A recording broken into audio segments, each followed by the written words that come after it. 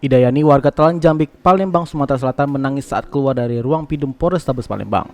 Tangis Ida pecah saat ia menyampaikan datang untuk meminta keadilan karena anaknya menjadi korban pengeroyokan. Idayani menceritakan anaknya Bimo sempat viral di media sosial Instagram lewat video rekaman CCTV yang menunjukkan dirinya dikeroyok puluhan oknum ormas pemuda akibat salah sasaran di depan toko Agung, Jalan AMD Talan Jambi, Kelurahan Talan Betutu, Kecamatan Sukarami, Palembang, Kamis 28 April 2022 sekitar pukul 14.30 waktu Indonesia Barat. Didampingi pengacaranya, Paulo Rossi dari kantor hukum Ahmad Hazari dan partner, kaget kliennya ini memaksa untuk ke Polrestabes Palembang. Karena kesal pelaku pengeroyokan anaknya tak juga ditangkap. Ia berharap kasus ini cepat diungkap dan aparat kepolisian sebagai pengayuh masyarakat harus menegakkan keadilan. Terlebih lagi kondisi anaknya saat ini bertambah parah dan tak bisa bangun dari tempat tidurnya dan sering mengalami sakit di daerah tulang belakangnya. Sementara itu saat dikonfirmasi, Kasat Reskrim Polrestabes Palembang Kompol Tri Wahyudin menjelaskan pihaknya tengah memproses kasus ini.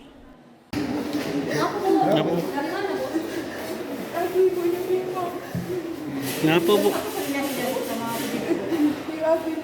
Sini aku minta keadilan.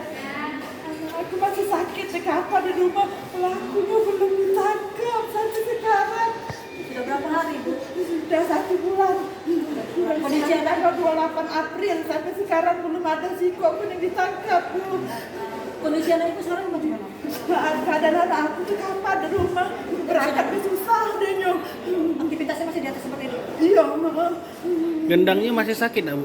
Iya, kalau dia kok itu orang aku itu udah Masih kontrol? Kontrol rumah sakit? tidak lagi.